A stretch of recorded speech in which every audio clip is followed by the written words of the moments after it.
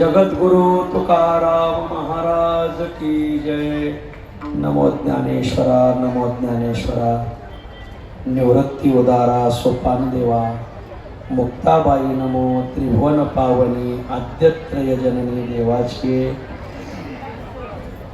पुण्य पावन साधू संतांचं उपपीक म्हणून प्रसिद्ध असलेला आपला मराठवाडा,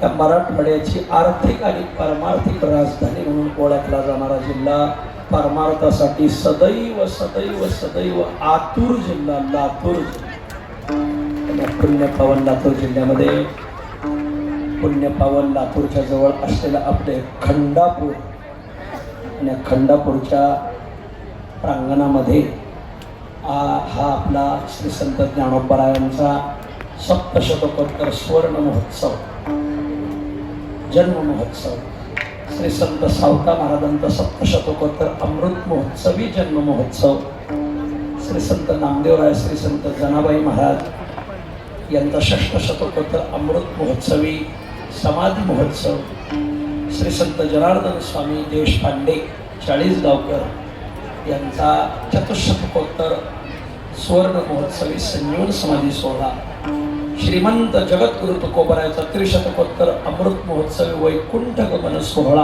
आणि तपोनिधी नारायण महाराज देहूकर ज्ञानोबरायाचा अवतार असलेले नारायण महाराजांचा त्रिशतकोत्तर अमृत महोत्सवी जन्म महोत्सव, असे 7 महोत्सव डोळ्यापुढे ठेवून समस्त लातूर जिल्हा, लातूर जिल्ह्यातील सगळे तालुके, गावं, वाड्या, वस्त्या सगळ्यांच्या सहकार्यातून पार पडत असलेला हा महामहोत्सव, आणि या महामहोत्सवाच्या निमित्ताने आपला हा अखंड हरिनाम सप्ताह, संगीत गाथा पारायण, आणि त्या निमित्ताने ही दुपारची प्रवचनरूपी सेवा माझ्याकडे दिलेली आहे। प्रवचनाचा विषय श्री संत ज्ञानोबरायांचं जीवनचरित्र।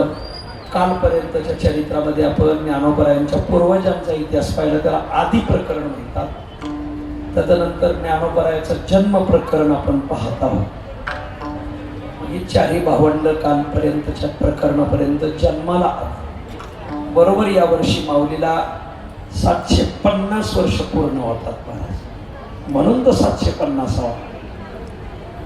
आणि मग माऊलींना अशी 4 भावंड जन्माला आली।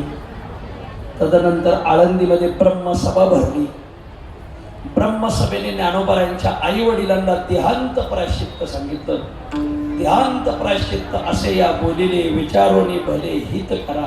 आणि मग देहांत प्रायश्चित्त सांगितल्यानंतर ज्ञानोबरायांचे आई वडील विठ्ठलपंत आणि रुक्मिणी माता या दोघांनी देहांत प्रायश्चित्त घेतलं। कुठं घेतलं अजून त्याचा तपास लागलेला नाही, फक्त इथं प्रमाण असं की त्रिवेणी संगमी घालीन करवती, गेला पूर्वस्थिती वितरा, दारा पुत्र गृह त्यजुनी निघाला, नमस्कार केला द्विजवृंदा, झडझडा जाती परतोनी न पाहती, शांती आणि निवृत्ती सवेदेन, नाही पुनरावृत्ती म्हणती द्विज, त्याग आणि वैराग्य हेच प्रायश्चित्त झाला, मग झाला शुचिर होत गुरुकृपे।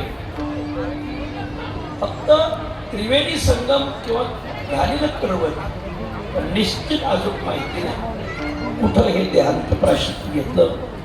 तदनंतर मग या भावंडांवर तर दुःखाचा डोंगरच कोसळला. कोणी वाली राहिलं नाही, पण निवृत्तीनाथांच्या खांद्यावर या सगळ्या भावंडाची जबाबदारी आई वडिलांनी घातली. विशेषतः गहिनीनाथ महाराजांनी घातली. गहिनीनाथ महाराजांनी सांगितलं की महाराज निवृत्तीनाथ महाराज, निवृत्ती जया नाव निवृत्ती जया बरव निवृत्तीची राणी निवृत्तीशी, तुम्ही साक्षात श्रीमन निवृत्तीनाथ महाराज आहात. हे सगळं तुम्हालाच पाहायचंय. आणि आजपासून चारही भावंडांचे गुरु तुम्हीच, आई तुम्ही, वडील तुम्ही. आणि चारही भावंड जेव्हा तीन भावंड समाधीला बसतील मग चौथ्यांदा तुम्ही समाधी, तोपर्यंत नाही. अहो पण मग मी ज्येष्ठ आहे, ते कनिष्ठ आहे. ज्येष्ठाच्या आधी कनिष्ठाने जाणे, केले नारायणे उफराटे, उफराटे फार कळले माझ्या मनी, वळचणीचे पाणी आढ्या गेले. भगवंत म्हणजे काही असो, तुम्हालाच गहिनीनाथाने सांगितलं की तुम्हालाच सर्व पार पाडावं लागेल. आणि मग ती सगळी जबाबदारी श्रीमान निवृत्तीनाथ महाराजांच्या खांद्यावर पडली.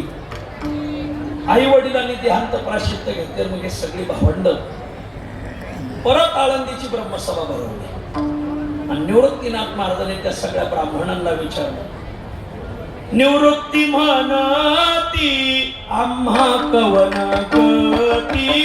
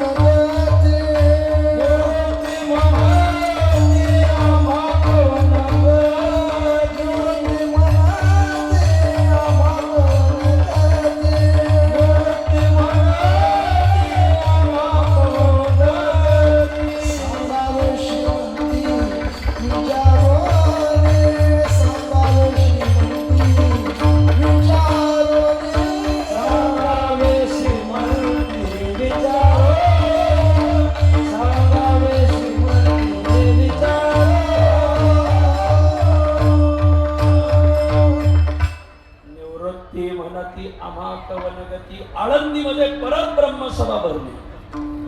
ब्रह्मसभेमध्ये निवृत्तीनाथ महाराजांनी सर्वांना विचारलं की आमच्या आई वडिलांनी देहांत प्रायश्चित्त घेतला तर आमची काय गती सांगा. सांगावे श्रीमंती विचारून. निवृत्तीनाथ महाराज त्या ब्राह्मण मंडळीला श्रीमंत म्हणतात. म्हणजे सांगा, एवढं आपल्या आई वडिलांना ज्यांनी देहांत प्रायश्चित्त घेतलं तरीही त्यांच्या बाबतीत किती स्वभावाची लीनता हे शिकावं ज्ञानोपरायण या भावंडांकडून तुम्हाला जगात पुढे पाहायला भेटतं. जे खडांची व्यंकटी सांडो ते म्हणायचा अधिकार फक्त याच भावंडांना, आपल्याला नाही. आपल्याला तर थोडं कोणाचं ना आपलं थोडंसं वाकडं झालं मग त्याचा ना आपला किती वर्षाचा संबंध असणार, पण माणसं 2 मिनिटासाठी 20 वर्षाचा संबंध सोडून देते. हे वागणं बरं नव्हतं, चांगलं नाही. त्यांचा आपला इतक्या दिवसाचा संबंध सोडायचा.